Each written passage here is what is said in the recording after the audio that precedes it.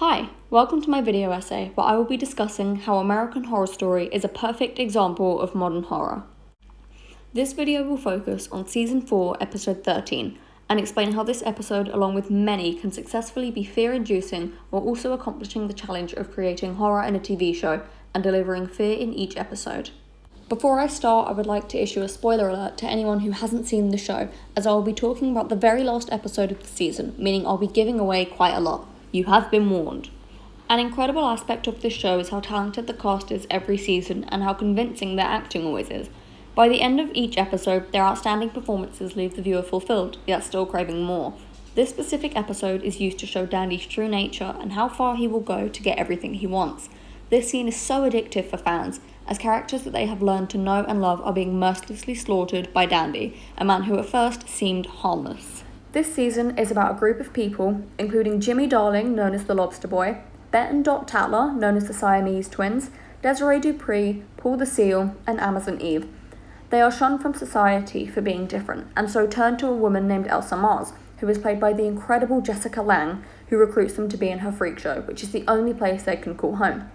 By this episode, a respectable young man named Dandy Mott soon becomes infatuated with the twins and buys the freak show from Elsa to get closer to them. However, the other freaks despise him, and so he throws a tantrum and murders them all, apart from the twins, Jimmy, and Desiree. This scene shows Dandy going completely off the rails, also that he can prove how much he wants to be with the twins. It also shows that you can never judge a book by its cover.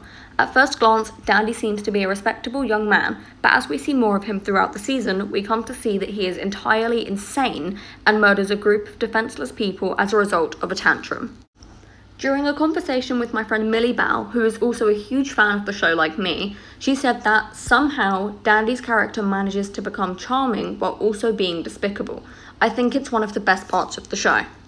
At this point in the story, Dandy has bought the freak show from Elsa to get closer to the twins as he is in love with them.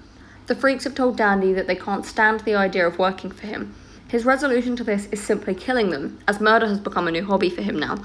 He kills Paul, Eve, and many other freaks. However, Jimmy is not there, Desiree escapes, and he keeps the twins for himself. This scene is important as it shows us just how far Dandy is really willing to go to get exactly what he wants, no matter who he hurts, including the girl that he loves.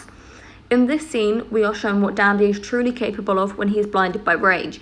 He will go to extreme levels for the twins, even if it backfires, pushing them even further away from him than before. Finn Wittrock's acting in this scene is very convincing and genuinely scary, as his lack of displaying emotion portrays him as a true psychopath. This is proved as he was nominated for an Outstanding Supporting Actor in a Limited Series or Movie, or Emmy, for his role as Dandy. Angela Bassett's acting is equally as astonishing, as she seems genuinely scared for her safety and is fearing for her life. This is also proved as she also received an Emmy Award nomination for Outstanding Supporting Actress in a miniseries or movie for her performance as Desiree. When Dandy kills Paul, it is shown to us through a POV shot to put us in Dandy's position and show us how fast he got it over and done with, without any remorse or regrets. This is also shown in Halloween when young Michael Myers kills in the mask for the first time. See the similarity? The camera moves to follow Dandy as he goes around killing the freaks. I personally think this is to imply how Dandy sees himself as if he is the main character in this story. A low-angle shot of Dandy is used to show how he is meant to be feared and presented as superior. The bright lighting is again a way of showing how Dandy believes himself to be the hero in this situation and believes he is doing the right thing. In the scene, a cutaway transition is used to compare the differences between what Dandy is doing and how he feels to what Desiree is doing and how she feels. Dandy is on a murder spree without a care in the world, whereas Desiree is hiding and praying that Dandy doesn't find her so that she can escape with her life. The significance of this shows how different transitions can show the viewer the different perspectives of each character. An example of this in Jurassic Park is when Tim is in the kitchen hiding from the raptors.